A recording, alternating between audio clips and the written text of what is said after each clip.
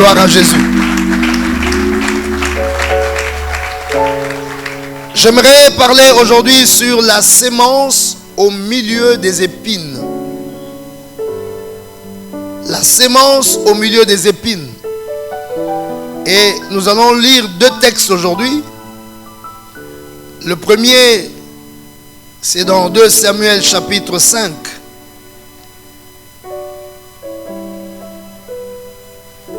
« 2 Samuel, chapitre 5. Où la Bible nous dit ceci à partir du verset 17. Les Philistins, 2 Samuel, chapitre 5, à partir de 17, nous irons jusqu'à 25. Les Philistins apprirent qu'on avait oint David pour roi sur Israël. Ils montèrent tous à sa recherche.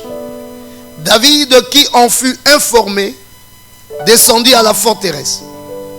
Les Philistins arrivèrent et se répandirent dans la vallée de Réphaïm. David consulta l'Éternel en disant: monterai-je contre les Philistins? Les livreras-tu entre mes mains?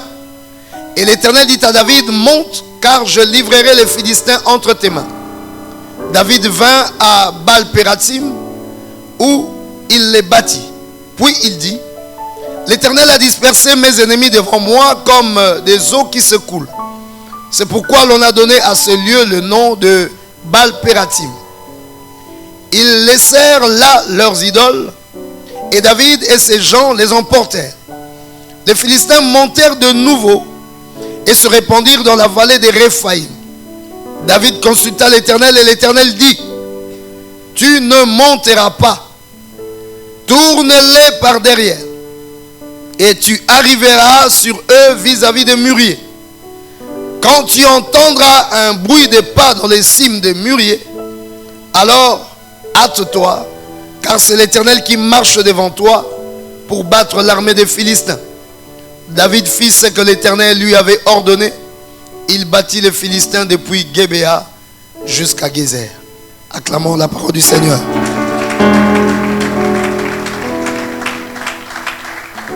Et je vais lire avec vous un second texte dans Luc chapitre 8. Luc chapitre 8, qui sera la base de mon message.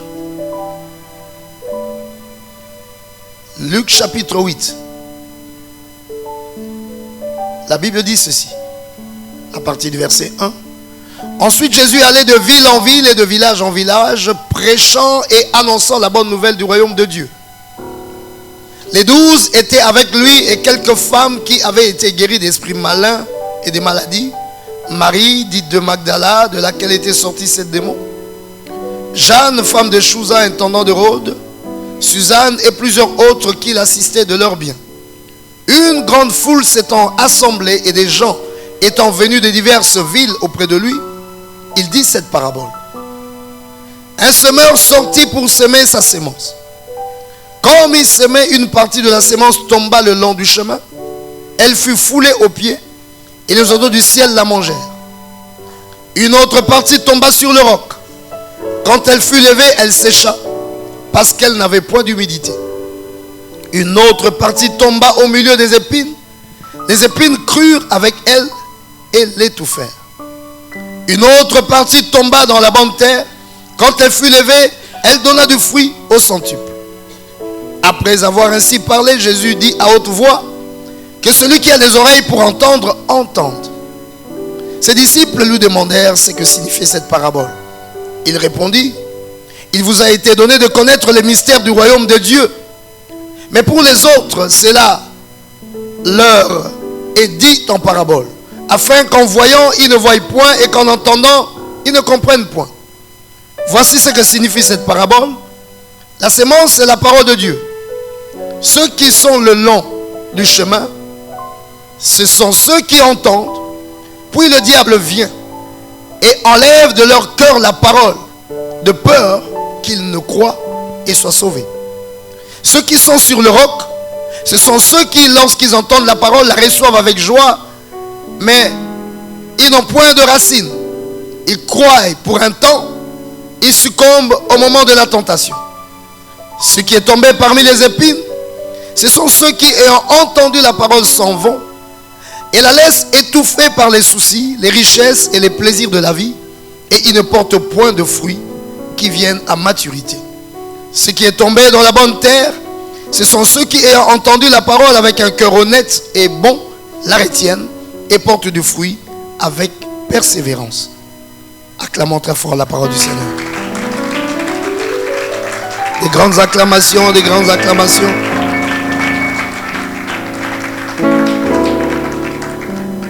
La sémence au milieu des épines.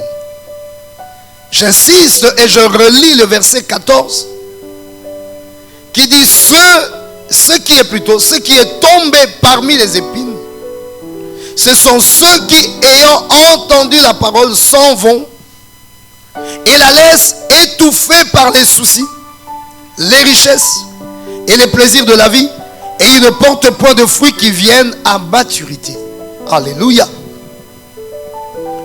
J'ai commencé par lire le texte de David, qui sera mon introduction et ma conclusion. Je baserai le développement de mon message sur Luc chapitre 8, pour expliquer la situation dans laquelle David était.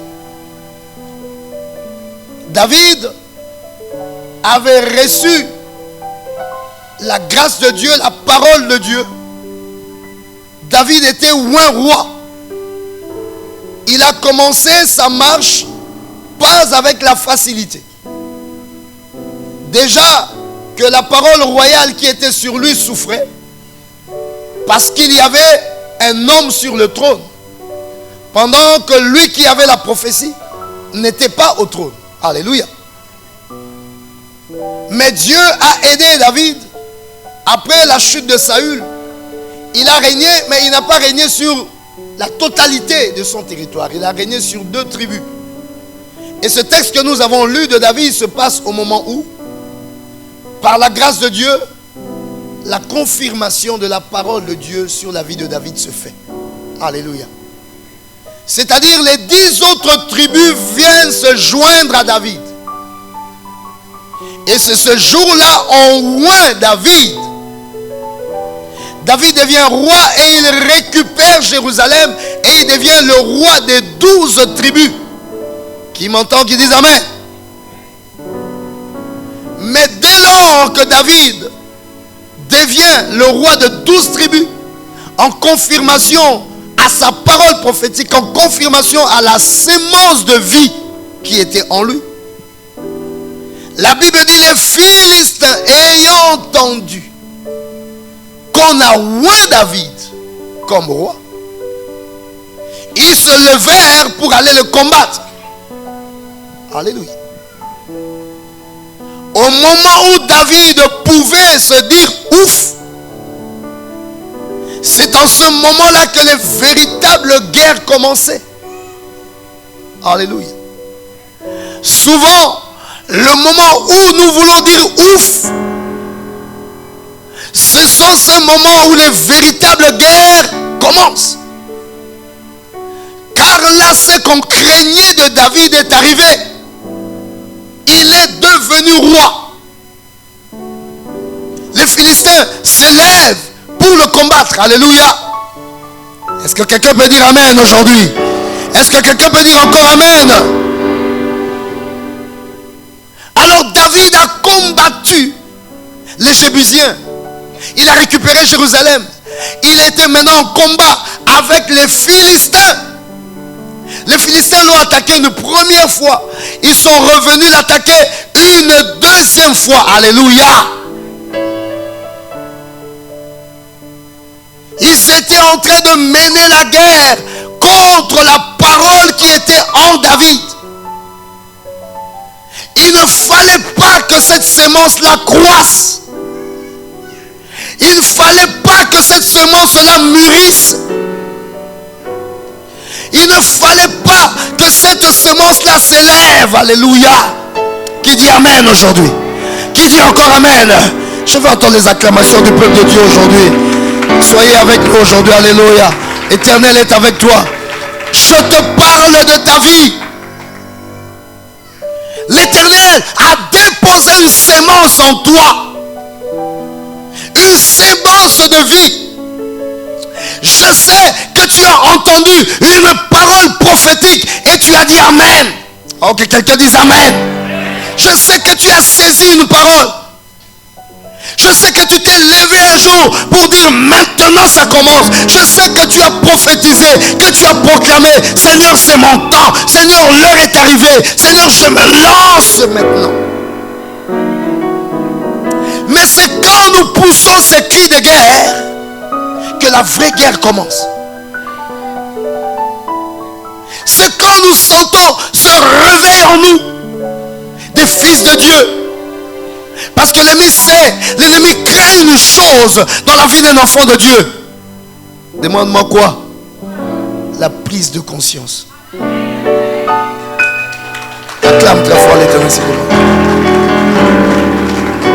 Quand quelqu'un prend conscience de sa prophétie, l'ennemi commence à trembler.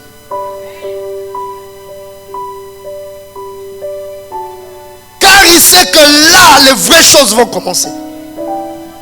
Dès que quelqu'un prend conscience, quand ils ont entendu que David était roi, il dit ah, ce qu'on craignait est arrivé. Là, il faut le combattre. Quand tu prends conscience de ta parole prophétique, l'ennemi dit là, on est foutu. Il faut s'arranger pour le combattre, pour le détruire. Qui m'entend qui dise Amen? Mais j'ai un chemin aujourd'hui à te montrer par rapport à ta victoire. Je n'irai pas surfer dans tout ce qui concerne tes ennemis, mais faire jaillir quelque chose au-dedans de toi-même. Parce que les ennemis ne changeront peut-être pas, mais ta position et ta situation intérieure peut te permettre de remporter toutes les victoires. Acclame très fort l'Éternel si tu m'entends. Je veux que quelqu'un acclame l'Éternel aujourd'hui. Alléluia. Et c'est pour cela Jésus-Christ présente à ses disciples cette parabole. Dans cette parabole, il y a beaucoup de secrets. La sémence au milieu des épines. David était roi, mais entouré des Philistins. Comment régner au milieu de ces gens? Comment faire en sorte que ces gens n'étouffent pas sa royauté et qu'il arrive à les vaincre?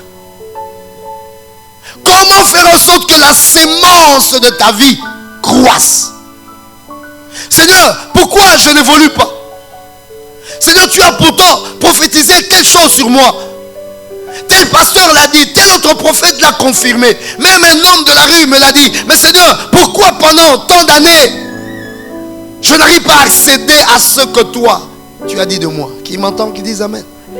Seigneur, j'ai médité, j'ai lu ta parole, j'ai avalé le rouleau, j'ai senti en moi la conviction, j'ai déclaré, j'ai confessé la victoire. Mais Seigneur, pourquoi les choses semblent ne pas marcher? Oui, la parole qui était annoncée ici, ce n'était pas la parole d'un homme pour qu'on traite un homme de menteur.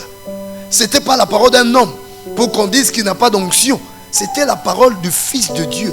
C'est Jésus lui-même qui déclare, c'est lui qui donne cette parole de la sémence en disant que cette parole que je vous donne peut ne pas porter du fruit. Alléluia.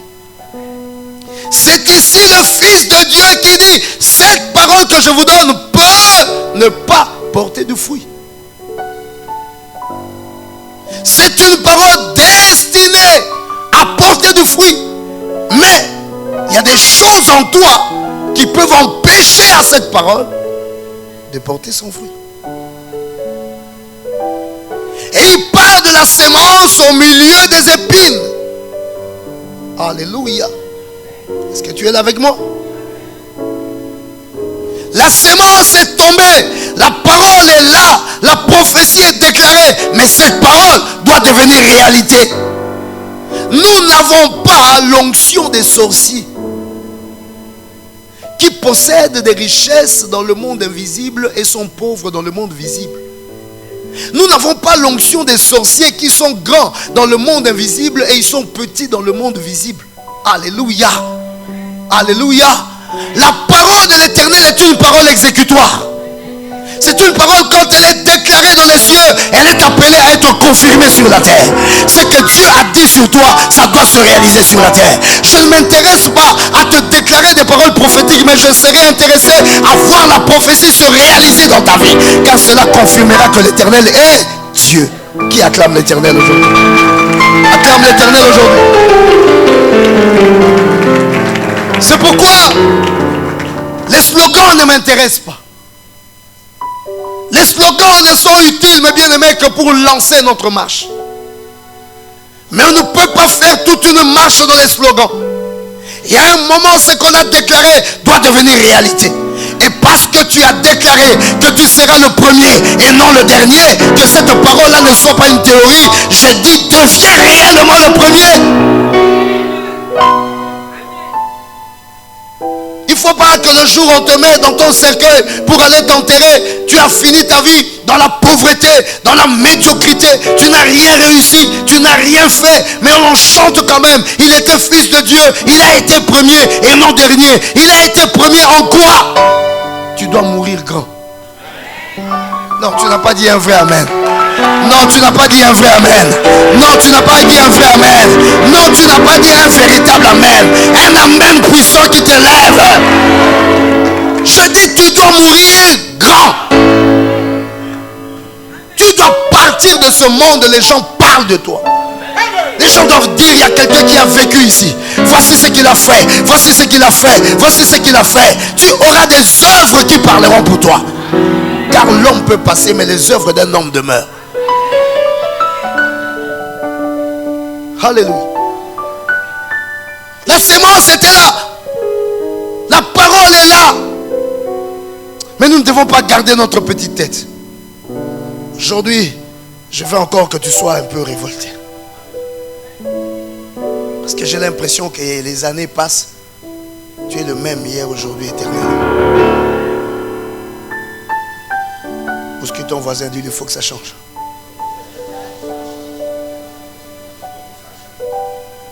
Dis-lui, toi aussi.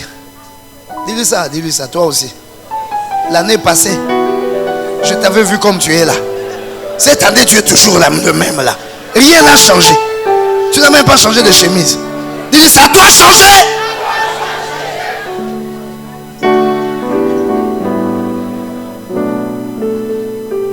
La sémence. La sémence était tombée. La réalité devait être là. Alléluia. Mais Jésus nous montre une chose. Quand nous prions, mes bien-aimés, nous devons savoir qu'est-ce que nous appelons l'exaucement à la prière. Quand Dieu nous exauce, quand Dieu te dit je t'ai exaucé, ce qu'il nous donne, c'est une sémence. Quand Dieu te dit je t'ai exaucé, ce qu'il te donne, c'est une sémence. C'est-à-dire, la sémence a quitté le ciel, c'est déjà venu en toi. Maintenant, le travail reste entre tes mains. Si toi, tu n'accomplis pas le travail, Dieu ne fera pas le travail à ta place. Pourquoi nous restons des fois médiocres? Pourquoi certaines choses des fois ne marchent pas pour nous? Mais parce que la sémence est venue, mais nous n'avons pas réussi à faire croître la sémence. Et cette parabole nous donne ici 3 choses qui peuvent étouffer la sémence. Alléluia. 3 choses qui peuvent étouffer la sémence. Pourquoi ta sémence s'étouffe? Pourquoi ta parole prophétique ne se réalise pas? Qu'est-ce qui se passe? Si c'est la parole de Dieu, elle doit se réaliser. Parce que j'ai prié, Dieu m'a dit je t'ai exaucé. Dieu a déclaré de la bouche de son serviteur. Et il est derrière la parole de ses serviteurs pour l'accomplir. Mais pourquoi ça tarde? Pourquoi ça ne se fait pas? Jésus lui-même nous parle ici. Il dit la sémence est tombée. Ce qui est tombé parmi les épis, ce sont ceux qui, ayant entendu la parole, s'en vont. Tu as reçu. Tu as dit amen. Je saisis ça. Et vous savez, eh bien aimés, nous sommes très spirituels et très courageux dans l'église. Mais nous avons souvent le comportement contraire hors de l'église. Alléluia. Les mêmes enfants de Dieu qui te disent amen. Il scelle même. Il prend 20 000 francs, 100 000 francs qu'il avait, il vient, il scelle. Il sort, il a le langage contraire de ce qu'il vient de sceller. Tu as sorti ton argent. Tu as scellé pour dire je crois, je prends ça, c'est à moi. Et quand tu sors, parce que tu as confessé c'est bleu, c'est à moi. Tu sors, tu vois rouge. Tu dis ah, tu oublies même que tu viens de sceller. Dis avec moi sceller. Dis plus fort sceller. Dis à ton voisin sceller. Bon, on commence à lui expliquer sceller, c'est que ça signifie. Dis-lui ça, enfant, pour nous, c'est que signifie sceller. Sceller, ça veut dire quoi sceller? C'est pas le diminutif de Célestin. Explique-lui sceller c'est quoi.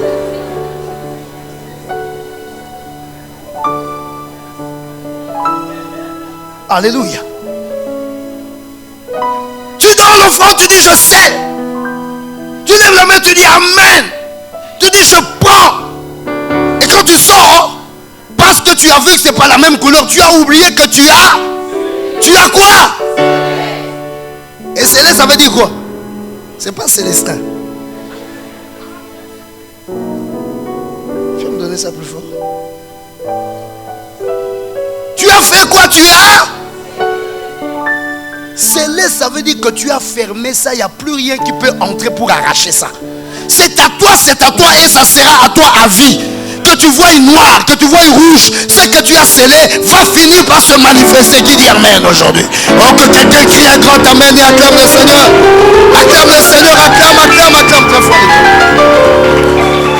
Alors Jésus dit, voici l'une des choses qui va commencer à étouffer ta sémence, ce sont les soucis. Dis avec moi les soucis.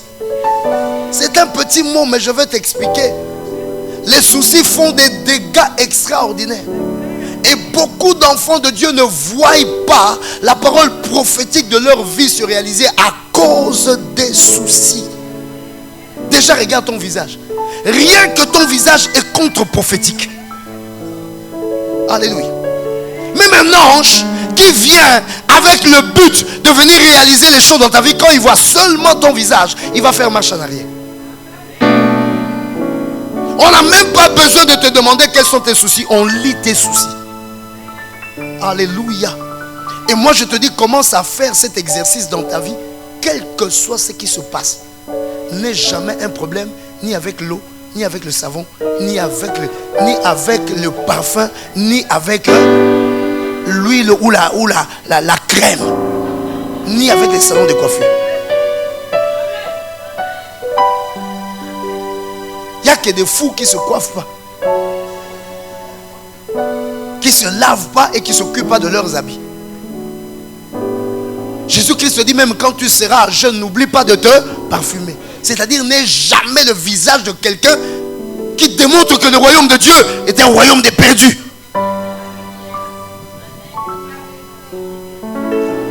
Dis avec moi, arme dissuasive.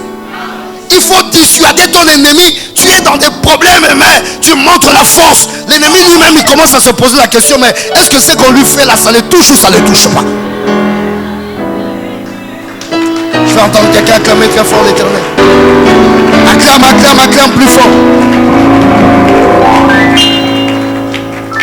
Alors mon frère, ma soeur, lave-toi et lave-toi très bien. Et puis il ne faut pas se laver toujours de la même manière. Change. Aujourd'hui tu prends la douche, demain c'est un bain. Tu mets des produits dedans, tu entres. Ben mousson. Des choses parfumées, tu es dedans. Tu mets des pétales de rose. Vous aimez les films, mais vous n'aimez pas faire des films.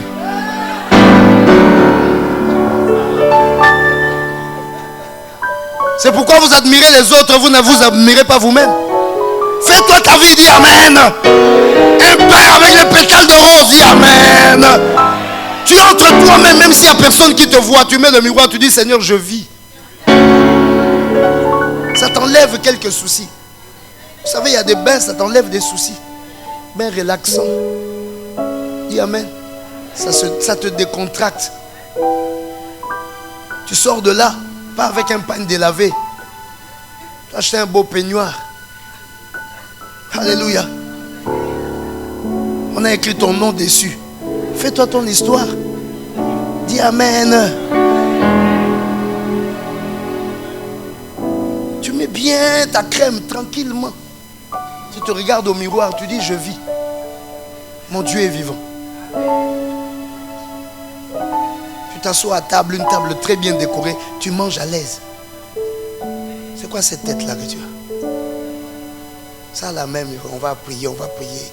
Les sœurs qui demandent des mariages, là, ta tête là. Le monsieur va fuir.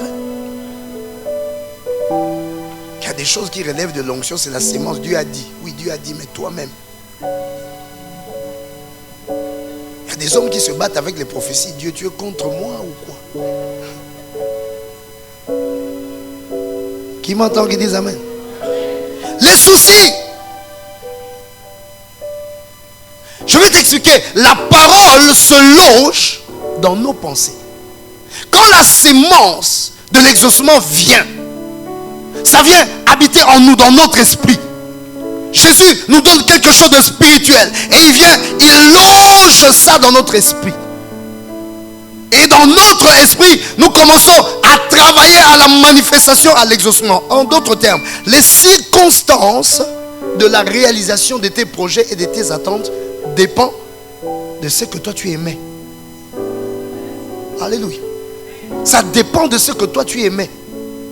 Que quelqu'un lève la main droite et qui dise Amen. Écoute-moi très bien. Et fais ton exercice chaque jour. Bats-toi que les soucis ne prennent jamais la place de la parole de Dieu dans ton esprit. C'est le plus grand poison qui va t'amener toute une vie à ne pleurer, à ne faire que pleurer. Alléluia. La parole, quand ça vient en toi, c'est cette parole-là au-dedans de toi qui attire les circonstances. Ce qui t'arrive, c'est toi qui attires ça. Ce qui se passe, les opportunités, mais c'est toi qui les attires. Les blocages, mais c'est toi qui les attires. Ça dépend de ce que toi tu développes. Qu'est-ce que toi tu envoies? Qu'est-ce que toi tu aimais? Or, qu'est-ce qui se passe? Les soucis naissent d'abord de quoi? Les soucis naissent d'un mauvais regard vers le problème. Quand on te dit de ne pas avoir des soucis, ça ne veut pas dire qu'il n'y aura pas de problème. Qui me suit? Fais bien la différence entre les problèmes et les soucis. Les problèmes, il y en aura. Mais les soucis, c'est ce que tu développes en toi par rapport aux problèmes. Quand tu as un mauvais regard vis-à-vis des problèmes, ça va te créer des soucis.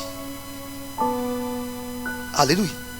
Parce que tu as l'impression que les problèmes là viennent t'arrêter. Qui me suit?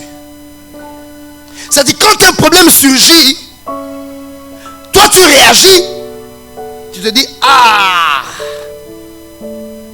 tu fais quoi? En faisant quoi avec les bras? Voilà encore. Ça y est. Cette histoire-là encore. Oh mon Dieu. Tu fais même une adoration des soucis. Oh mon Dieu. Ça c'est adorer le Dieu des soucis. Alléluia.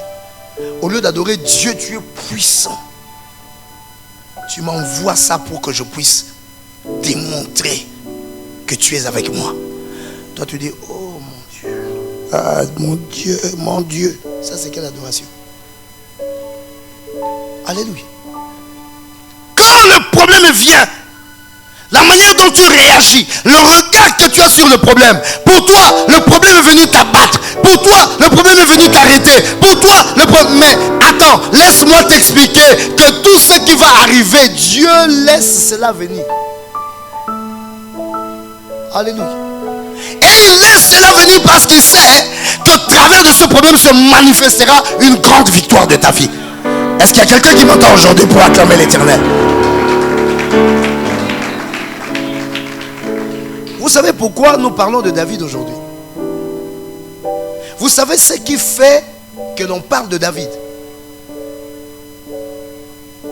C'est pas parce qu'il a été roi. C'est même pas parce qu'il a été roi. Savez-vous qu'il y a eu plusieurs rois en Israël? Vous connaissez les noms de tous les rois d'Israël. Pourquoi vous connaissez le nom de David? À cause des Jébusiens, des Philistins, de Goliath. Les exploits que cet homme a accomplis. Il n'a pas accompli ses exploits face au néant. Il a accompli ça face au problème. David a affronté des problèmes. Mais il avait un regard différent quand il voyait les problèmes. Alléluia. Et c'est ce regard-là qui faisait qu'il ne pouvait jamais avoir de soucis. Car il savait que quel que soit le problème qui se présente, ce n'est pas le problème qui est plus fort que lui, c'est lui qui est plus fort que le problème. Oh, est-ce que quelqu'un dit Amen aujourd'hui? Est-ce qu'il y a quelqu'un qui dit Amen aujourd'hui? Dis encore plus fort Amen. Tu es plus fort que tous les problèmes qui se présenteront à toi. Donc quand tu vois un problème venir, glorifie l'Éternel en disant un exploit de plus dans mon palmarès. Alléluia. Dis avec moi un exploit de plus dans mon palmarès. Ah, pourquoi tu le dis à basse voix comme ça? Dis avec moi un exploit de plus dans mon palmarès. Quel est ce problème qui se dresse devant toi? Je t'annonce que c'est l'occasion d'un exploit de plus dans ton palmarès. Tu diras au monde, tu parleras au monde, voici la situation qui s'est présentée devant moi. Et cette situation ne m'a pas vaincu. Je l'ai renversée parce que Dieu est avec moi. Acclame très fort l'Éternel aujourd'hui. Non, acclame pour ces cris de joie, pour ces cris de joie. Dis à ton voisin, tu as un problème. Demande-lui, tu as un problème. Dis-lui, c'est l'opportunité d'un exploit de plus dans ton palmarès.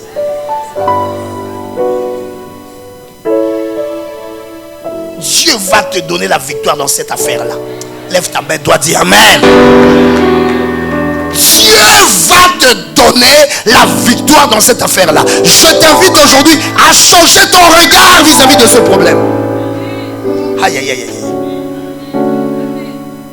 N'oubliez jamais qu'après chaque situation que l'on combat, il y a un trophée. Dieu laisse venir des problèmes devant toi. Quand tu les as vaincus, il y a quelque chose qui t'accorde pour ton élévation. Aïe, aïe. Tu n'as pas dit Amen. Tu n'as pas dit Amen. Chaque fois que tu vaincras un problème, tu recevras un caillou blanc de l'Éternel. Celui qui vaincra, il recevra un caillou blanc. Alléluia. Quand tu reçois le caillou blanc de Dieu, c'est-à-dire tu reçois une force, une grâce qui te pousse à l'élévation. Tant que tu n'auras jamais vécu un problème, tu seras un faible. Tu te demanderas où est l'onction. Tu te demanderas où est Dieu. Mais Dieu est là. Il jaillit dans tes victoires quand tu affrontes les problèmes. Je veux que quelqu'un dise Amen aujourd'hui. Autant tu dis Amen aujourd'hui. Aujourd'hui nous tous, quand nous allons franchir cette porte-là dehors, nous tous nous crions Amen. Pour que tu n'aies pas des Amen à l'intérieur de l'église et à l'extérieur de l'église, tu laisses les soucis. Quand les soucis prennent place au-dedans de toi, ça détruit la sémence. Et la parole ne portera jamais son fruit. Voilà pourquoi tu viendras 1000 fois dans l'église. Demain tu vas commencer à te décourager, tu vas commencer à s'asseoir. Dieu ne fait rien. Dieu ne fait rien. Quel est ton état d'esprit? Je souhaite que tu prospères et que tu sois en bonne santé comme. Bouscule ton voisin, dis-lui comme. Dis-lui encore comme. Demande-lui de compléter le reste. Comme. Hein? Comme prospère quoi? L'état. L'état. L'état de ton âme. Quel est l'état de ton âme? Abattu. Brisé, cassé. Dans les soucis. Tu vas prospérer comment? On ne prospère pas dans les soucis. Le monde, il y a des lois. Il y a des lois qui gèrent ce monde. Il y a des lois qui nous conduisent dans les choses de l'esprit. Et ces lois, il y a des résultats pour ça. Tu es cassé? Tu es dans les soucis. Mais nous ne sommes pas dans les mondes des pitoyables. Le royaume des cieux, ce ne sont pas les pitoyables qui s'en emparent. Le royaume des cieux, ce sont les... On ne peut pas être violent quand on a des soucis. Le souci enlève la force. Tu vas faire violence comment? Sois béni. Le royaume des cieux, ce sont les violents qui s'en emparent. Quel est l'état de ton âme? Fatigué, abattu, cassé. Tu ne sais même plus dire bonjour aux gens. On te visite chez toi à la maison. Tu es toi-même déjà affalé. Tu ne sais même plus dire shalom. Oh, l'Éternel dit c'est nous qui devons transmettre la paix aux autres. Toi-même tu es troublé. Quel est ton rôle? Tu n'es plus parmi les enfants de Dieu. L'enfant de Dieu a d'abord en lui la paix. Et sa paix, ce n'est pas ce qui se passe, mais sa paix, c'est Jésus qui est en lui. C'est lui, Jéhovah Shalom. Et tu transmets la paix aux autres. Shalom. Que la paix de Dieu soit avec toi. Alléluia. Oh, que quelqu'un dise amen aujourd'hui. Que quelqu'un dise amen aujourd'hui. Salue ton voisin, dis-lui que la paix de Dieu soit avec toi. Et ce que tu lui donnes là, c'est ta paix. Alléluia. Toi-même, tu ne dois pas être troublé. Écoute, il ne faut pas changer le rôle. C'est toi qui es la lumière du monde. C'est toi qui es le sel de la terre. En d'autres termes, c'est toi qui es appelé à aller guérir les autres. Mais toi-même, tu es malade. Malade dans les soucis. Comment vas-tu apporter la paix aux autres? Comment vas-tu apporter la lumière aux autres? Alléluia. Toi, tu dois leur amener la paix. Tu dois leur amener la guérison, la solution. Quand tu les salues, que la paix soit avec toi. Qui m'écoute aujourd'hui, ils disent amen. Les soucis naissent d'un mauvais regard qu'on a vis-à-vis des problèmes. Les problèmes peuvent exister, mais ils ne sont pas là pour nous détruire. La mer Rouge n'a pas existé pour arrêter Moïse. La mer Rouge a existé pour rendre Moïse grand. Mais c'était un problème de regard. Ce qui était différent du peuple qui était derrière lui, qu'eux, quand ils ont vu la mer Rouge, ils ont vu la mer Rouge, ils ont vu Pharaon. Ils n'ont pas vu Dieu. Moïse, lui, il a vu Dieu. Et il a vu que cette mer-là peut se fendre. Et il a vu que ces Égyptiens que vous voyez là, vous ne les verrez plus jamais. C'est même une occasion que Dieu nous donne pour qu'on ne les voit plus jamais. Autrefois, on le voyait encore de temps en temps, mais maintenant, on ne les verra plus jamais. Donc, c'était l'occasion que Dieu donnait. Pourquoi Dieu, tu nous amènes jusqu'à la mer? Mais je vous amène jusqu'à la mer pour qu'on en finisse avec l'histoire des Égyptiens. Parce que si je laisse le combat hors de la mer, certains vont fuir, ils vont revenir encore, vous allez vous battre chaque jour. Je suis fatigué de ça, on a décidé au ciel, on termine avec ça. C'est pourquoi je vous amène à la mer. Parce qu'ici au moins, je vais vous faire traverser et je sais, eux, on va les enterrer pour toujours. Maintenant, toi, tu te plains. Seigneur, pourquoi tu nous as amenés sur le chemin où il y a la mer? Regarde, Seigneur, tu ne m'aimes pas. Il y a la mer maintenant devant. Tu commences à pleurer. Alors que Dieu a un bon projet avec toi. En finir avec tes ennemis. Quelqu'un n'a pas dit amen. Le problème qui t'arrive là, c'est parce que Dieu veut en finir avec ta pauvreté. Le problème qui t'arrive là, c'est parce que Dieu veut finir avec ton état de locataire là. Si tu regardes bien, le fait que le bailleur te chasse là, tu vas trouver que c'est une opportunité pour que tu deviennes propriétaire. Peut-être tu n'as jamais réfléchi à ça, mais Dieu vient créer un problème pour qu'une fois quand même dans ta vie, tu réfléchisses. Quand tu vas croiser tes doigts comme ça, tu dis, ah, il m'a chassé. Ok. Je crois que cette affaire de location là, c'est fini. Je vais construire ma maison. Et c'est là que l'histoire commence. Acclame ta foi en l'Éternel si tu m'entends. Sois béni mon frère. C'est là que ton histoire commence. Peut-être l'Éternel t'a appelé comme un grand homme d'affaires. Quelqu'un qui doit avoir un grand business. Et te voici, tu pars dans ton bureau. Chaque matin tu te réveilles. Tu fais un boulot que tu n'aimes même pas. Tu pars là-bas, tu ne sais même pas saluer les gens parce que tu es tellement embrouillé par ça. Chaque matin, tu rentres le soir. Pour prendre un transport, tu te bats. Surtout que tu habites vers...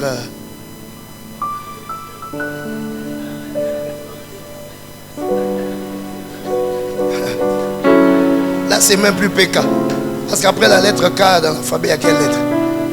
Hein? Après la lettre K, il y a quelle lettre? Là, c'est plus PK, c'est PL maintenant. Là-bas.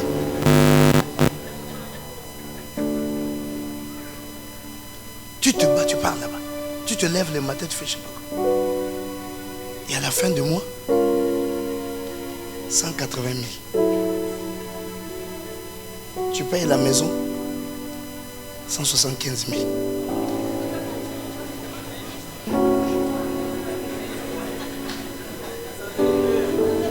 Il te reste 5 000 pour vivre. En plus de ça, quand tu arrives au boulot, même quand tu as eu 30 secondes de retard, le patron te regarde comme ça. On te donne du travail, on te donne du travail. On a oublié que tu n'habites même plus à PK, tu es à PL. Il te donne du travail jusqu'à 23h. 23h, tu as fini le boulot. Le patron entre dans sa belle voiture derrière avec chauffeur Gouin, il est parti. Toi, tu commences à chercher comment tu vas trouver. À cette heure-là, on ne sait plus si c'est un taxi qu'il faut chercher encore.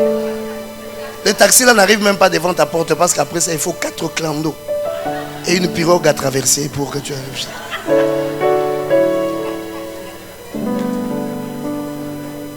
Et un bon jour, tu arrives, on te dit que tu es viré du boulot. Mon frère, ma soeur, assieds-toi, prends ta tête, mets ça au nord, au sud, à l'est, à l'ouest. Tu dis, il y a des choses au Gabon ici que moi je peux faire. Je ne gagnerai même pas 180 000. Je vais commencer à avoir des millions dans ma propre affaire, dans ma propre affaire. Acclame très fort l'Éternel, soit béni. Alléluia. Acclame l'Éternel. Et ça peut être quelque chose qui déclenchera une affaire dans ta vie. Et voici, tu commences quelque chose. Vous savez, j'ai lu l'histoire de beaucoup de grands. Beaucoup des hommes sur cette terre sont devenus grands quand ils ont rencontré un problème. Quand ils ont rencontré un problème. Ils ont vu un autre chemin, il y a quelque chose qui les a révolutionnés. Quel est le regard que tu as devant ton problème? Toute chose, dit la Bible, concourt haut. Concours haut. Concours haut. Tout ce que tu vois là, c'est pour ton bien. Acclame l'Éternel. Le problème qui arrive là, c'est pour ton bien. Et ce regard-là, quel est le souci que tu te fais? Tu es un enfant de Dieu. Tu n'as pas de raison d'avoir des soucis. Moi, je te dis que ça marchera. Ce qui arrive là, c'est pour ton bien. Il y a une victoire pour toi et tu accéderas à ça. Qui dit Amen aujourd'hui? Non, je t'entends pas encore. Amen. Dieu te voit aujourd'hui parce qu'il te destine à vaincre. Tu auras des victoires, des victoires, des victoires, des victoires. Sors un peu des habitudes. Les habitudes là, c'est ça là qui te crée aussi des soucis. À force d'être là dans les mêmes histoires où tu sais que tu n'es pas content de ça. Démarque-toi un peu.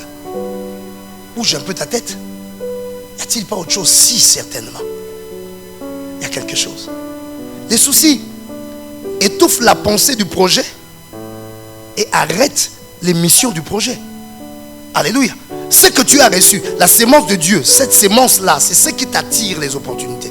Quand les soucis viennent, qu'est-ce qui se passe? Les soucis étouffent la pensée du projet que tu as, la pensée de la vision que tu as, la pensée de ce que tu veux vivre. Ça, c'est étouffé, ça ne parle plus. Qu'est-ce qui commence à parler? Ce sont les soucis. Alléluia. Et parce que les pensées du projet ne parlent plus, mais ne sois pas étonné que ça n'avance plus. Comment ça va avancer? C'est ce que tu aimais qui attire les choses. Mais tu n'aimais plus ça. Parce que tu as autre chose qui te préoccupe. Tu as une vilaine tête que tu fais maintenant là. Ce qui se dégage de toi, ce n'est plus positif, c'est négatif. Mais le projet s'arrête. Alléluia. Est-ce qu'il y a quelqu'un qui m'entend? Pire encore, non seulement le projet s'arrête, mais parce que ce que tu aimais maintenant, ce sont les soucis. Tu commences à attirer d'autres problèmes, en plus du problème que tu avais. C'est-à-dire le problème qui t'a créé le souci va inviter d'autres problèmes. À cause de quoi? Tes soucis émettent. Ah moi, quand tu dis ah moi, on multiplie ça là-bas, au centuple. Tu as sémé à moi. Mais tu ne peux pas ça. Ça t'amène des problèmes qui vont te dire, qui faire dire à moi 100 fois. Et si tu continues dans ça, les 100 à moi appellent encore 100. C'est comme ça que tu es en train de vivre la descente aux enfers. Mais ce n'est pas Dieu, c'est toi. Tant que tu n'arrêteras pas à émettre ces soucis, les problèmes vont se multiplier. Alléluia. Et tu vivras dans des théories diaboliques. Un problème amène un autre problème. C'est pour les gens qui n'ont pas la pensée de Dieu. Tu te mets dans les soucis, tu attires des choses. Tu attires des choses. Tu attires des choses. Tu attires des choses. il peut en attirer un autre. On pleure. Un moment, on s'arrête. On enterre avec espérance. Dieu a enlevé une personne. Il n'y a pas de problème. Il nous a gardés en vie, on continue le chemin. Tu commences à aller pleurer au cimetière, quelqu'un d'autre va mourir dans la famille. Et c'est toi qui auras attiré ça. Qui m'entend qui dit amen aujourd'hui? Encore plus fort, amen. Tu as un problème, lève-toi. Tant que tu laisses les soucis, tu verras les choses commencer à basculer. Et tu vas te dire, Seigneur, tu m'as lâché. Non, Dieu a dit qu'il y a une chose qu'il ne fera jamais. Il ne t'abandonnera jamais. Il a dit, même quand tes péchés seront rouges comme le cramoisi, viens, plaidons, je te rendrai blanc comme un neige. Celui qui se répand, Dieu le relève. Dieu ne t'abandonnera jamais. Qui m'entend qui dit amen? Alors ne commence pas à te dire Dieu n'est pas avec moi. Oh, j'entends des personnes, oh, Dieu l'a lâché. Dieu va lâcher qui? Dieu ne te lâche pas. C'est toi qui n'es pas dans la position pour qu'il te bénisse. Si tu repars dans la position de la bénédiction, il te bénira. Alléluia. Est-ce qu'il y a quelqu'un qui acclame l'Éternel aujourd'hui? Acclame l'Éternel. Les soucis que tu dégages là, ça t'attire des problèmes, ça multiplie des problèmes, ça crée des problèmes. Et tu n'es que dans ça. Et tu trouves ça. Il y a des gens qui... Ils sont bien quand ils ont des soucis. Vous savez qu'il y a des gens, même quand tout va bien, tu lui dis comment ça va, il faut qu'il te crée une histoire pour te montrer qu'il est dans les soucis. Il aime que les gens aient un regard de pitié vis-à-vis de lui. On ne sait pas pourquoi. C'est un problème psychologique. Il faut se faire baptiser. Être délivré des choses anciennes. Moi, je ne sais pas comment tu es né. Mais quel est ce plaisir que tu te donnes, même si ça va. Ah, la vie là. Comment ça va? Ça va bien. Dis avec moi, ça va bien. Ta tête commence à t'incliner. Comment ça va au rythme du pays? Tu connais le rythme du pays?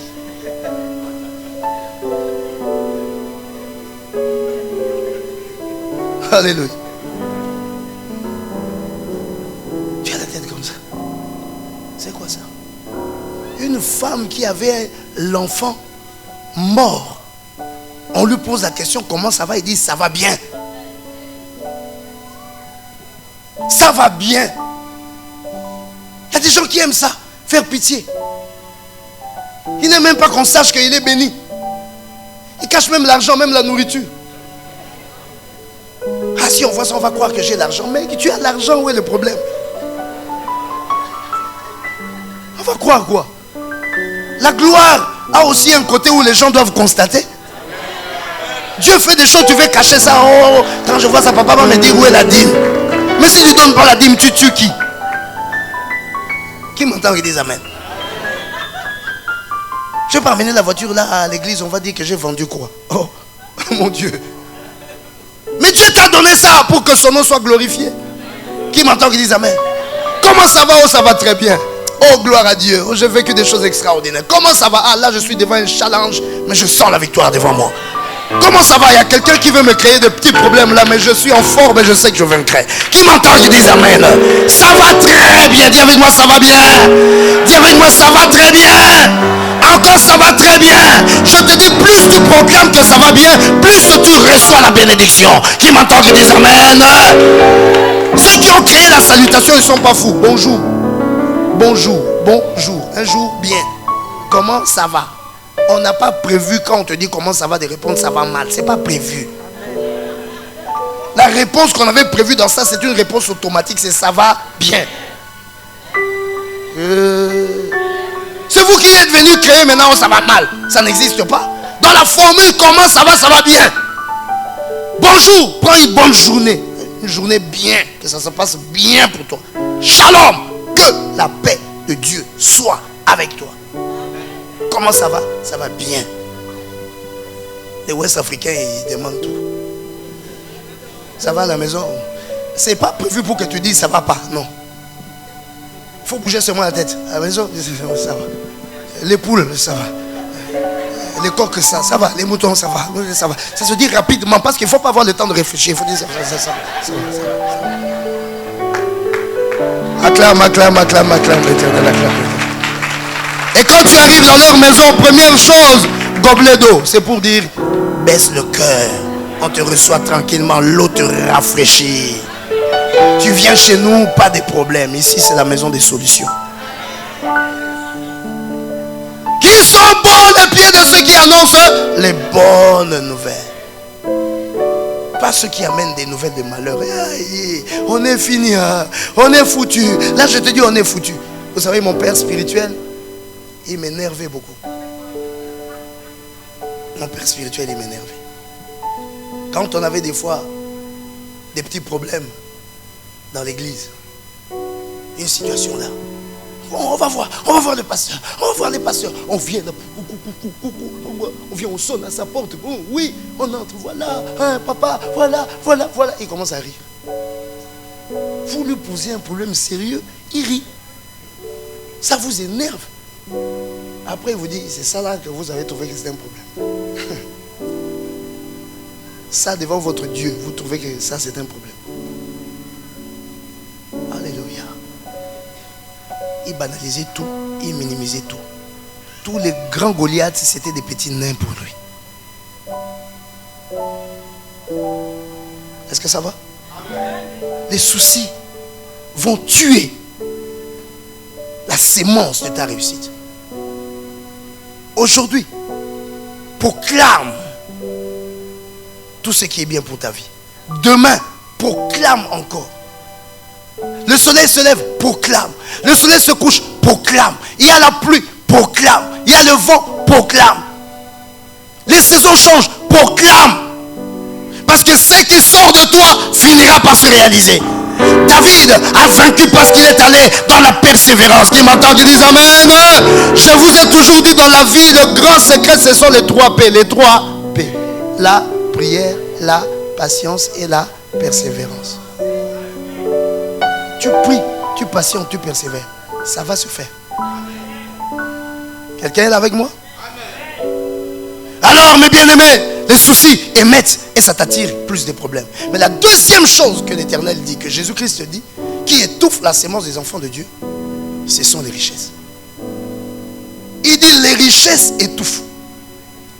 Les richesses ici, il faut prendre ça dans tous les sens. C'est-à-dire tout ce que tu as, tout ce que tu possèdes, qui peut devenir un sujet d'orgueil pour toi. Tout ce que tu possèdes, qui peut commencer à sembler être un soutien pour toi. Attention, il y a des choses qui deviennent des idoles et qui prennent la place de Dieu. Alléluia.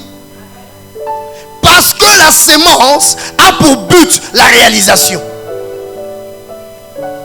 Quand la richesse paraît, ou tout ce que tu as autour de toi, ça peut devenir le sujet de ta préoccupation.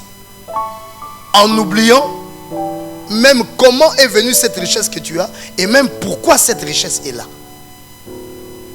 Il arrive qu'on oublie comment j'ai eu telle chose. Comment ai-je possédé tel atout. Et on oublie même pourquoi je possède cet atout, pourquoi je possède cette richesse. Dieu nous aide des fois à ne pas devenir riche. Quand il regarde nos cœurs, il essaye un peu avec 1 million. Ta démarche a changé. Tu viens plus à l'église. Tu es occupé à multiplier ton argent. Dieu dit, j'avais juste essayé avec 1 million. Dans mon projet, je voulais te donner 150 milliards, mais j'ai essayé avec 1 million. J'ai déjà vu comment tu as réagi. Je ne monterai pas au milliard, je vais descendre à 10 000. Je préfère te gérer à 10 000 parce qu'à 10 000, je sens que tu es un peu calme. À 10 000, tu me cherches beaucoup. Quand je te donne seulement 10 000, tu jeûnes, tu pries. Comme moi, j'ai besoin de te voir prier, jeûner, je vais te donner 10 000. Mais celui qui, quand il a 1 million, il est à genoux dans la maison de Dieu pour rendre des actions de grâce, pour dire, oh Dieu, tu es grand. Chaque jour, il est là pour dire, Dieu, tu es grand. Dieu va dire, 1 million, Ça produit déjà 5 actions de grâce. Oh, il faut que je lui donne 1 milliard pour qu'il multiplie les actions de grâce et les adorations. Qui m'entend, qui dit amen aujourd'hui? Non, je t'entends pas très bien. Je t'entends pas très bien. Acclame très fort l'Éternel, acclame l'Éternel. 1 million, il a déjà acheté un micro à l'église. Ah, si je lui donne 150 milliards, je vois que celui-là, il va me construire un temple. Toi, 1 million, on ne te voit même plus. Et puis tu as changé de démarche. Hein? On te croise en bolo. Ah frère, ça va là-bas, la chapelle? On est ensemble, hein? Ensemble où? Ensemble en bolo? Nous, on n'est pas en bolo, on est à la chapelle. Mais frère, on te voit pas à l'église. Ah, j'ai trop de réunions, j'ai des réunions. Et puis bon, tu vois, papa aussi, quand il commence à parler, il ne s'arrête pas de parler. Bon, donc là, maintenant, il faut qu'on trouve le temps, il faut que c'est ça.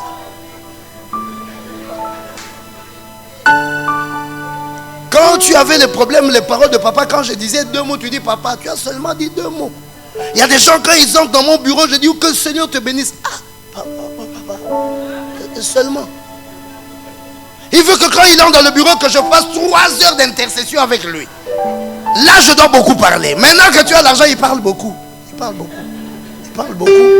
Moi, je n'ai pas le temps, tu vois. Et puis, c'est la seule journée de dimanche que j'ai pour me reposer un peu, pour laver mes habits. Tu as décrété dimanche, journée de lessive. Tu seras lessivé par le Seigneur. Je veux entendre quelqu'un acclamer l'Éternel. La richesse. Bien-aimé, je suis homme de Dieu, je connais les gens. Quand les gens viennent avec les problèmes, comment ils sont. Et je connais aussi plusieurs, ceux qui deviennent quand ils ont eu des prémices d'exaucement. Prémices. 1 million seulement. Dieu dit on ne lui donne pas tout. Dieu me parle en secret, Dieu on ne lui donne pas tout. On lui donne d'abord 1 million, le test d'abord. Avec 1 million, le frère. Je n'ai pas le temps, je n'ai pas le temps, moi. Là j'ai de réunions. Ah bon? Mais mon frère, ce qui t'amène à ces choses-là, c'est une sémence. La sémence doit demeurer dans sa continuité. Quand tu ne cultives plus cette sémence, sais-tu ce qui t'attend demain? La Bible dit vaut mieux la fin d'une chose que son commencement. On oublie comment la richesse est venue. On oublie même pourquoi elle est venue. Et les richesses deviennent à un moment donné notre préoccupation. Et qu'est-ce qui se passe? La sémence de Dieu s'attriste. La sémence de Dieu, c'est la parole de Dieu. Derrière la parole de Dieu, il y a l'esprit de la réalisation prophétique. Et quand l'esprit qui est venu, parce que Dieu a un projet puissant avec toi, et Dieu te voit comment tu le négliges maintenant. Tu es à la recherche de ton argent. Moi, je cherche mon argent. Hein. C'est pas lui qui me paye ma tasse de café. Mais tu ne boiras qu'une tasse de café. Le caviar, tu ne mangeras pas. Alléluia. La sémence s'attriste. Et quand la sémence s'attriste, attention à ce qui va se passer devant toi. Le monde a un caractère bizarre, c'est d'être oublieux. La richesse n'a jamais été une garantie. Ce que tu as là, d'autres ont eu 10 000 fois plus que ça. Mais ils ont fini par se balader à pied. Des gens qui ont roulé carrosse. Des gens qu'on ne pouvait même pas toucher. Des gens qui ne s'habillaient qu'en blanc. Peur de la saleté. Mais qui ont fini par ne chercher que des habits noirs. Parce qu'ils n'ont plus d'argent pour laver les habits. Bien aimé. La richesse n'a jamais été une garantie. Et la richesse, c'est Dieu qui te la donne. La richesse vient par une sémence. Ce que tu dois conserver, c'est la sémence. Ce que tu dois nourrir, c'est la sémence. Tant que tu nourris la sémence, tu verras la richesse se multipliera. Qui m'entend que je dis amen aujourd'hui? Acclame l'Éternel, si tu m'entends, acclame l'Éternel, acclame l'Éternel. Nos avoirs, nos atouts peuvent venir étouffer même ce que tu sais faire. Tu sais, mon frère, ma soeur, même dans notre travail, moi je suis un prédicateur, mais je peux à un moment être tenté de me confier à mon intelligence. Alléluia. Mais laisse-moi te rassurer, l'intelligence sans Dieu, ça peut faire des bonnes choses, mais pas des choses qui demeurent. Alléluia. À un moment donné, tu vas sentir, il y a quelque chose qui manque. Parce que tu t'es confié à ta richesse. Tu t'es confié à ta force. Tu t'es confié à ta famille. Tu as pris ça et tu as commencé à te préoccuper de ça. Tu laisses la chose de Dieu. Je vais d'abord m'occuper de mes gens là. C'est eux qui m'aident quand j'ai des problèmes. Ah bon, ça va. Va, ils vont t'aider. Il y a des problèmes qui vont venir, qui vont les dépasser. Ils vont t'aider. Qui m'écoute aujourd'hui? Les richesses deviennent notre préoccupation. Alors la sémence attriste. Les richesses deviennent notre préoccupation. Alors les voies de ta marche sont déviées. Quand les richesses deviennent ta préoccupation, tu ne marches plus sur les voies que Dieu a tracées. Tu commences à aller vers autre chose. Parce qu'il faut multiplier très vite ton argent. Et tu te plais, tu festoies, tu bois les champagnes. Parce que ça se multiplie. Mais attention, tu vas courir jusqu'où? Quand ça va s'arrêter, ça va se compliquer. Qui se lèvera pour toi? On perd bien avec une petite affaire. On perd très mal avec une grosse affaire. La chute d'une personne dépend de la hauteur où il s'est hissé. Si tu tombes d'un mètre, il n'y a pas de risque de fracture. Il y a des choses qui peuvent t'amener à 100 mètres. Et quand tu vas tomber, ce n'est pas très évident qu'on te récupère. Et c'est comme ça que les gens finissent par des graves problèmes, des AVC, des ceci, des cela. Ils sont allés trop haut, sans Dieu. Alléluia. Il faut qu'il y ait une main. Tu dois toujours te rassurer que là où je suis en train de monter, ce n'est pas moi, mais c'est une main qui me pousse. Et quel que soit ce qui se passe, la main là me soutient. Et quelle que soit la force de vent qui sera en haut, la main là me gardera. La sémence est étouffée par notre recherche de richesse, de ceci et de cela. Et l'Éternel nous laisse. Il dit, gère, vas-y. Vas-y. Mais tu vas comprendre qu'après quelque temps, ce qui se passait en toi, c'est une sémence de vie.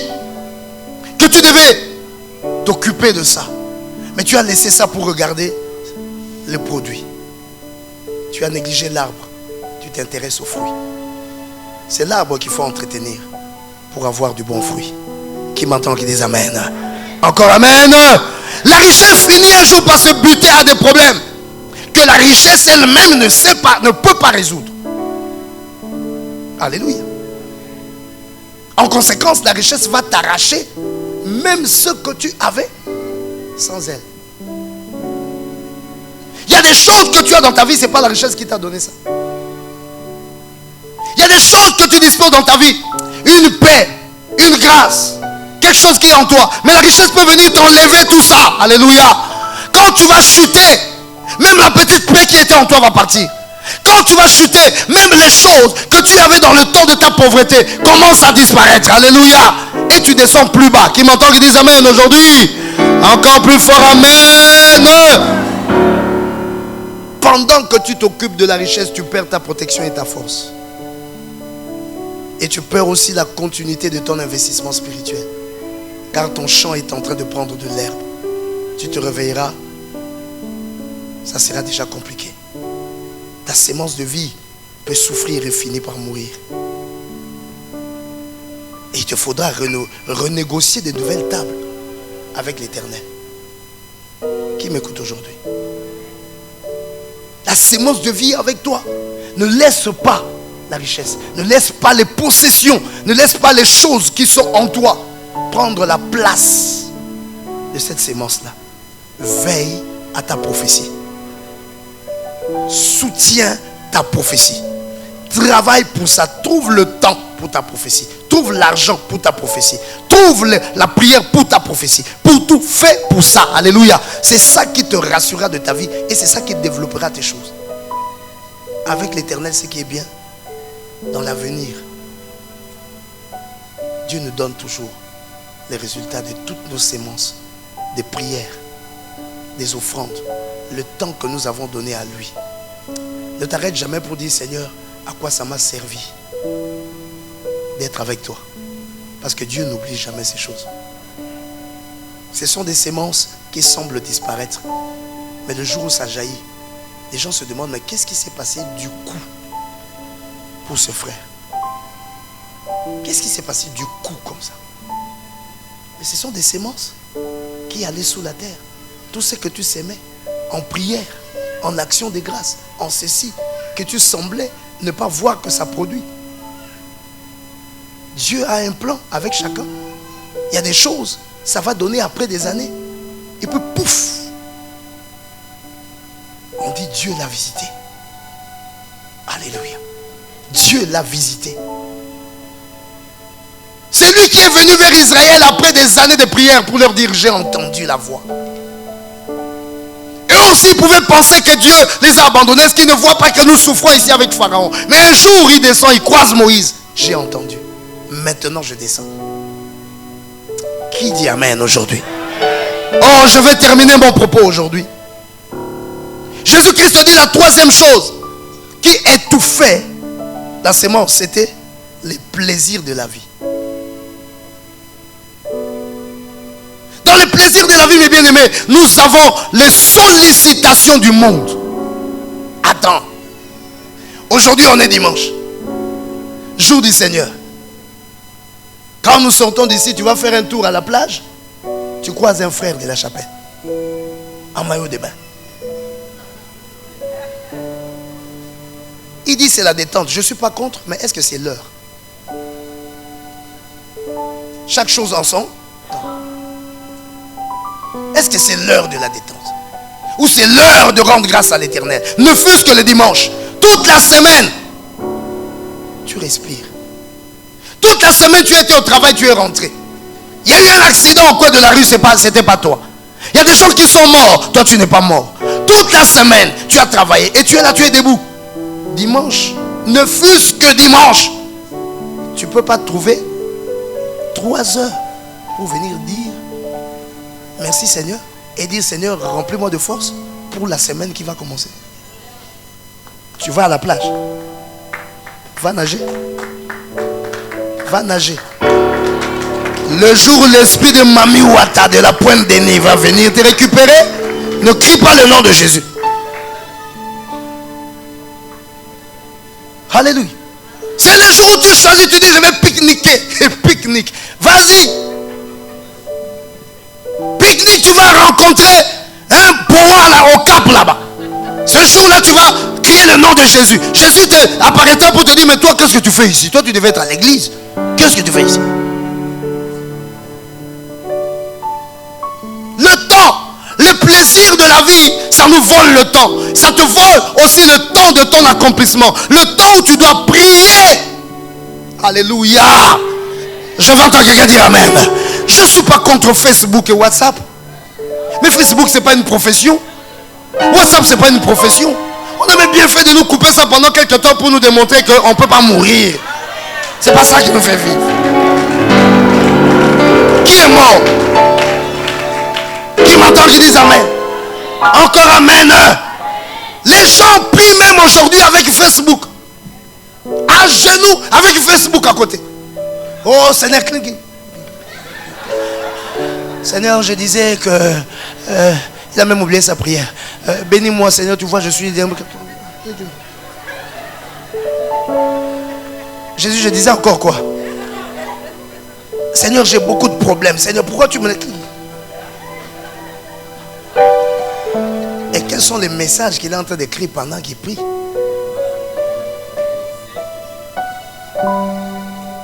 Alléluia. Quels sont les messages qu'il est en train d'écrire pendant qu'il prie? Pourquoi on a perdu l'habitude d'éteindre les téléphones? De se dire que dans ce moment où je suis à genoux à prière, tout celui qui m'appelle ou qui m'envoie un message, c'est le diable qui l'a envoyé. Seigneur, retiens leurs mains qu'ils m'appellent après la prière. Vous savez, il y a d'autres personnes qui n'ont pas de Dieu comme nous. Mais leur Dieu répond quand même un peu. Parce qu'ils savent même fermer même la boutique. Il a fermé. Un client est là, il a fermé. Ces choses sont terribles. Hein? Il peut être ton gardien et ne te regarde pas.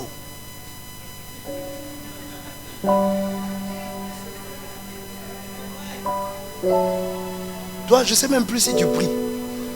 Parce que tu as 10 500 amis sur Facebook. Tous ces gens-là, quand ils te contactent dans la journée, 24 heures, ça ne suffit plus.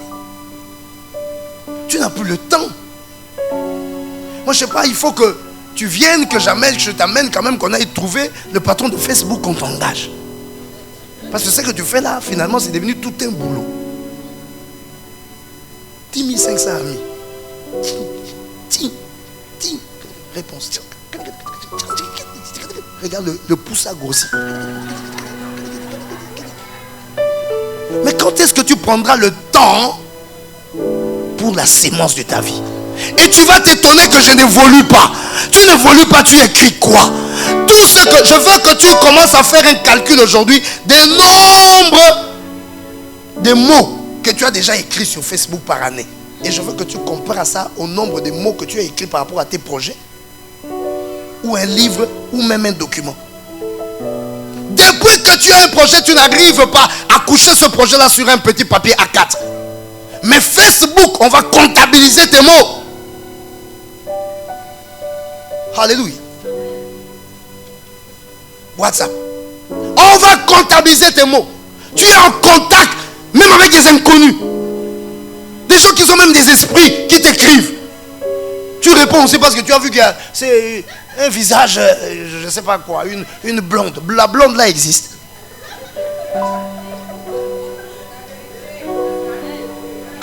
Oh, je vais entendre quelqu'un dire amen aujourd'hui.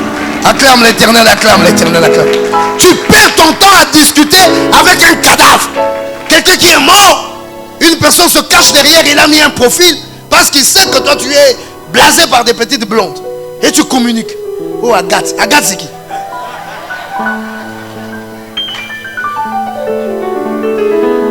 Je dis que les plaisirs du monde, je n'ai donné que cet exemple parce qu'aujourd'hui, les gens sont dans n'importe quoi. Les plaisirs du monde, ça te vole le temps par rapport à ta sémence de vie. La sémence est en train de souffrir. La sémence a besoin d'être arrosée. La sémence a besoin de vivre. Mais tu as des choses qui t'attirent à gauche, à droite. Alléluia. Dis amen. Encore amen. Non, je n'entends pas très bien. Dis amen. Encore amen. La Heineken, tu bois. Depuis qu'on a appris au Gabonais c'est que c'est le champagne, ils sont foutus. Ils sont devenus plus que des blancs. Tu bois. Quand as-tu le temps de s'aimer, d'arroser ta sémence? Coupé, Heineken. Mais tu seras entrecoupé.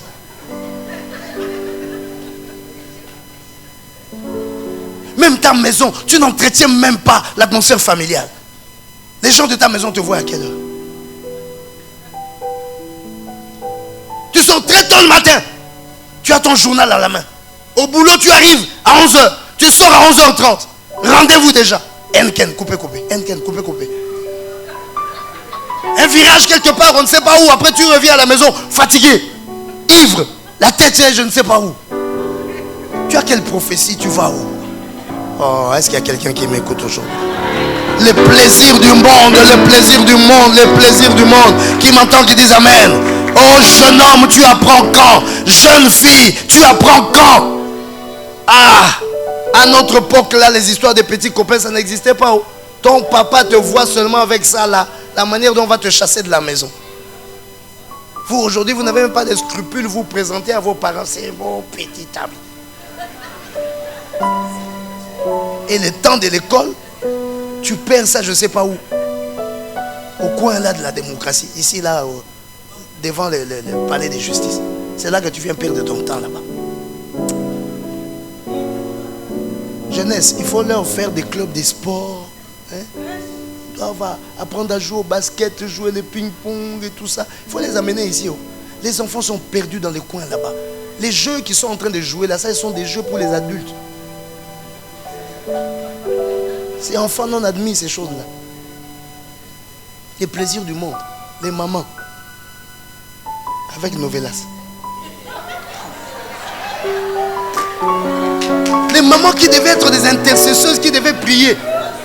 Leur bagarre c'est Novelas.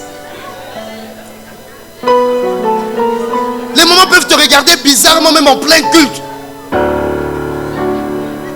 Quand Quand je dis je suis au dernier point, je vais terminer mon dernier point. Il dit toujours comme ça, il ne va pas terminer. Moi, je vais rater mon... je vais rater Novelas. Tu vois seulement quelqu'un va se lever avec son sac, déposer son offrande, bah, il est parti. Pas parce qu'il est pressé de quoi que ce soit. Novelas.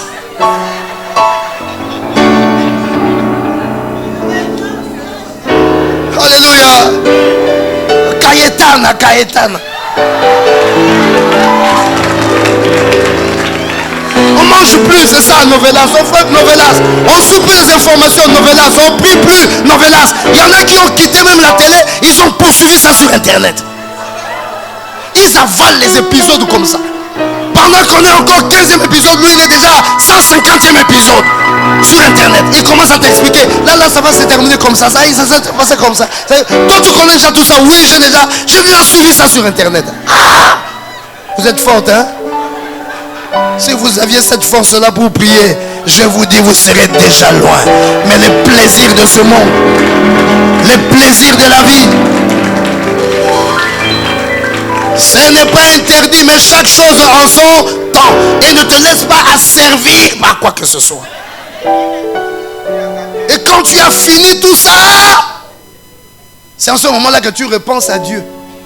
Parce que tu vois qu'il commence à faire un peu noir. Ah, Seigneur, toi-même, tu vois comment je suis fatigué. Merci, amen.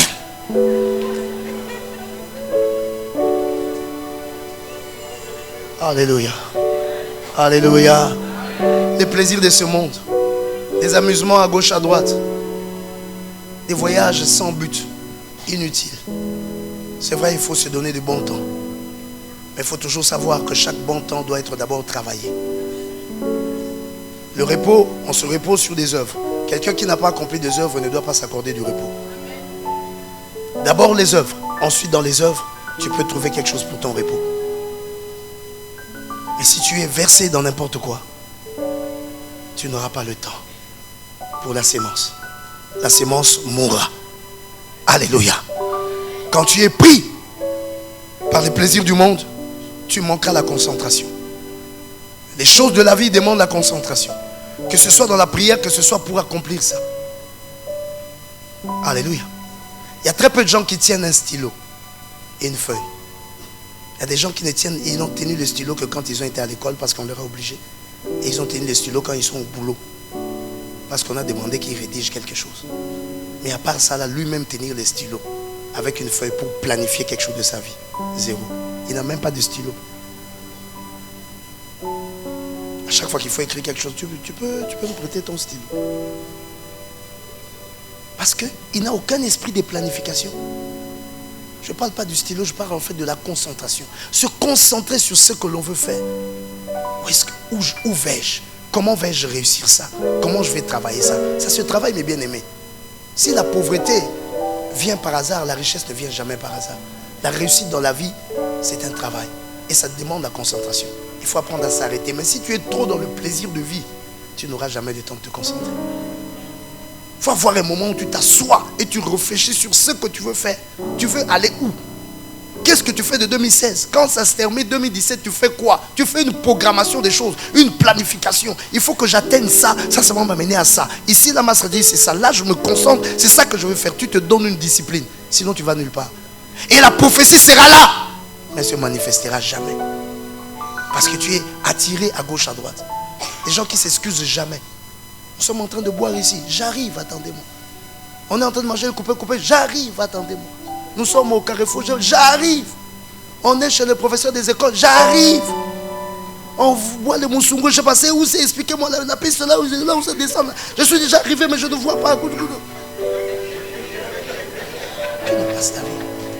On peut te sortir même de ton travail, tu es même assis, tu es en train de faire quelque chose, grâce à son allô. Tu es où les vieux? Ah là, moi je suis à la maison, je suis en case. Ah, comment ça, nous on est en train de boire. Oh, attends. Tu as fermé les dossiers. Tu commences à chercher maintenant, c'est où? Derrière la poubelle là. Oh, je suis déjà à la poubelle. Tu t'enfonces dans les choses de l'enfer où tu n'en sortiras je ne sais pas quand. Plaisir de la vie. Ça te vole la concentration, ça te vole le temps. Alléluia. Commence à t'organiser, sinon n'accuse pas Dieu.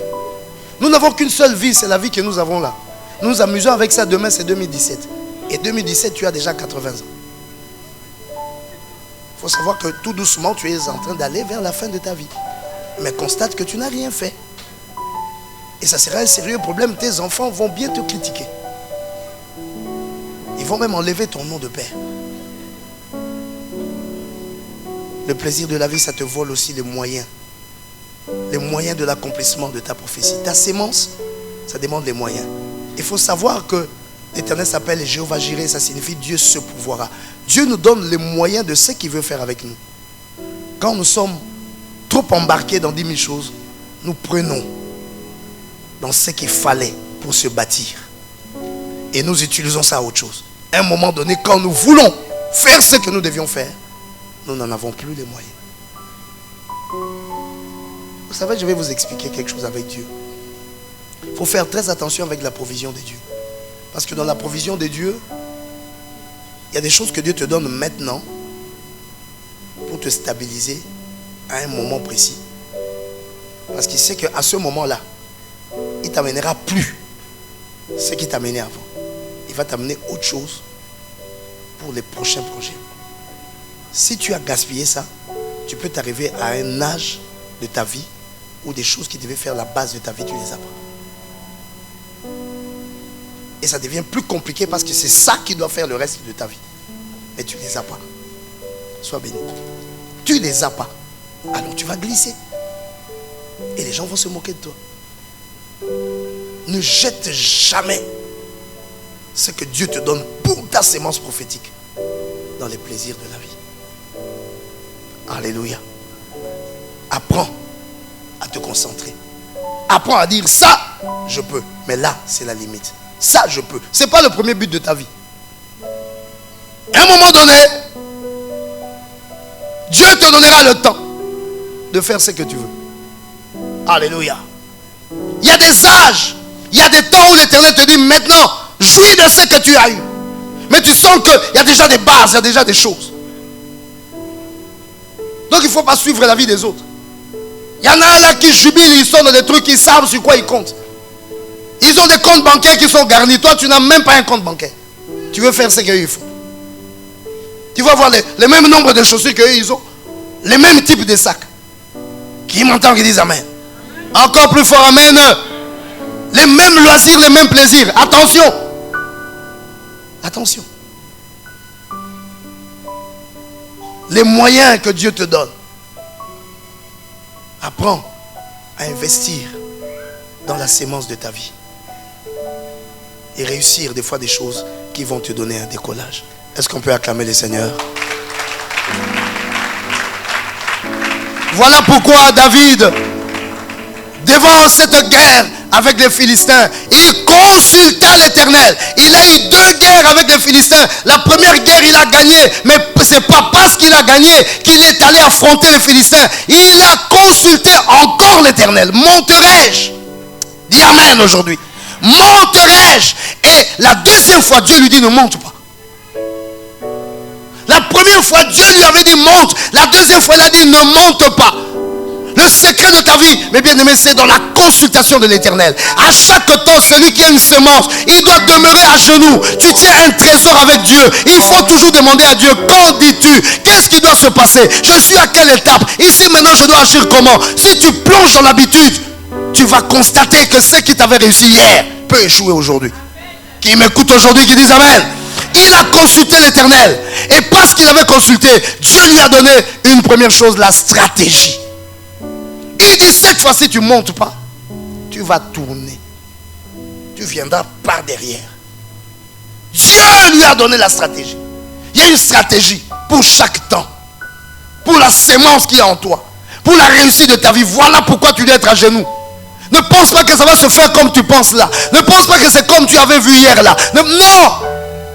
Alléluia. C'est pourquoi la parole de Dieu, chaque jour nous serons devant sa face.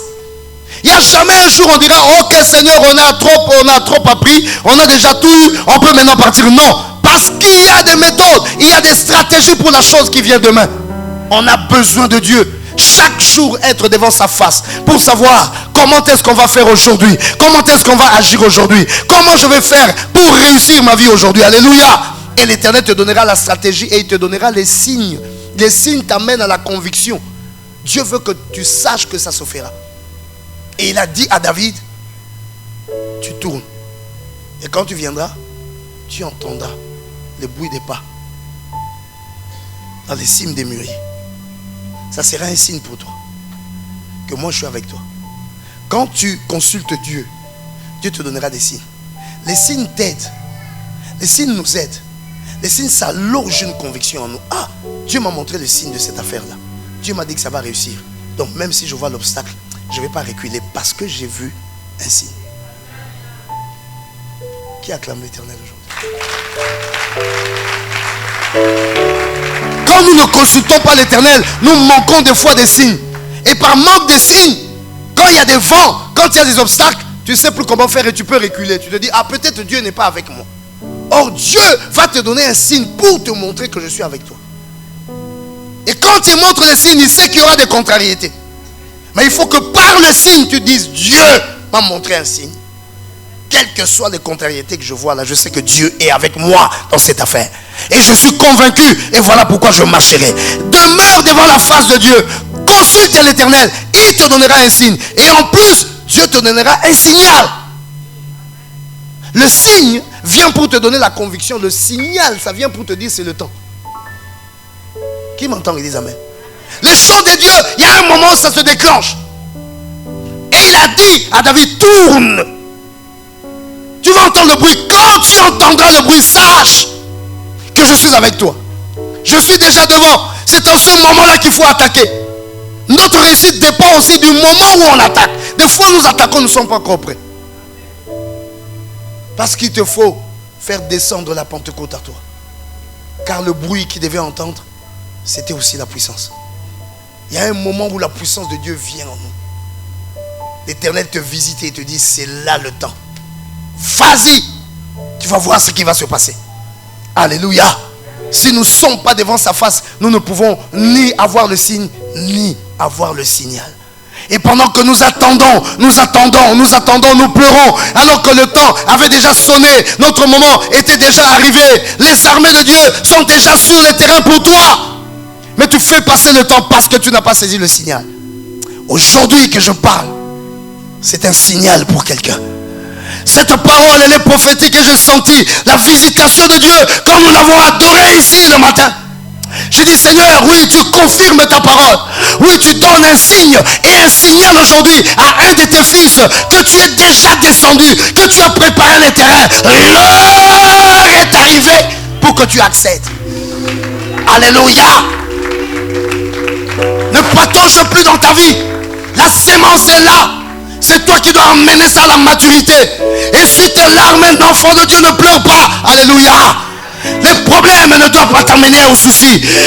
Tes richesses, ce que tu as, tes atouts ne vont rien changer. Les plaisirs du monde vont te distraire. Aujourd'hui, prends ta vie en charge. Deviens responsable. Avance et que le monde voie que l'Éternel est avec toi. Qui m'entend, qui dit amen aujourd'hui.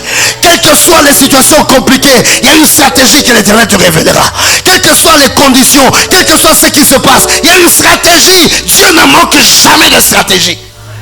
Que les ennemis soient debout, qu'ils soient couchés, qu'ils soient dans n'importe quelle position, Dieu a une stratégie pour toi. Et il te donnera le signal. Et j'annonce pour quelqu'un, ton signal c'est aujourd'hui. Il faut que tu commences aujourd'hui. Il faut que tu te lèves aujourd'hui. Il faut que tu entres dans ta grâce aujourd'hui. Finis le moment de dormir. Finis le moment d'être un petit homme. L'espoir de Dieu repose sur toi. Dieu veut qu'on entende parler de lui au travers de toi.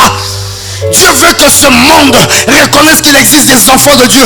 On parle des hommes occultes, on parle des magiciens, mais on doit parler des enfants de Dieu. Car notre Dieu est plus fort que tout ce qui puisse exister. Alors il faut que tu te lèves. Et ce signal est là pour toi. Alléluia. La sémence est descendue, mais elle doit se manifester. On ne voit pas la sémence, mais on voit le fruit. Le fruit doit jaillir de toi. Ton heure est là. Et la puissance de Dieu est là. Entends le bruit des armées. Entends le bruit des armées. Ne fatigue pas les anges de Dieu. Ils sont déjà descendus pour ton affaire. Ils sont descendus pour ton entreprise. Ils sont descendus pour ta société. Ils sont descendus pour ton mariage. Ils sont descendus pour ton voyage. Ils sont descendus pour ce que tu veux faire. Ils sont descendus pour ton projet. Ne les fatigue pas. C'est maintenant. C'est maintenant. Ne crains absolument rien. Dieu est avec toi. Si tu as perdu hier, je t'annonce que tu récupéreras. S'il y a des choses qui ont traîné, je te dis que ça va tomber en vrac maintenant. C'est l'heure de la pluie. C'est l'heure de la pluie. L'Éternel n'attendra plus. Pour te bénir, il n'attendra plus. Pour t'élever, il n'attendra plus. Pour confirmer ta vie, il n'attendra plus. N'aie pas le regard d'un profane, mais aie un regard spirituel. Les armées sont déjà là. Je veux que tu entendes son bruit. Je veux que tu voies un signe. Je veux que le signal de Dieu se manifeste même devant ta maison. Alléluia, alléluia, alléluia. Que sa visitation soit en toi pour que tu saches que l'Éternel est Dieu. Lèvons-nous et acclamons très fort l'Éternel. Oh, gloire à Jésus. Acclame l'Éternel, acclame l'Éternel, acclame l'Éternel. Acclame plus fort l'Éternel. Acclame plus fort l'Éternel. Acclame plus fort l'Éternel. Acclame le plus fort, pousse des cris de joie. Tous les anges de sa sainteté, l'univers crie sa majesté. Chantons gloire et puissance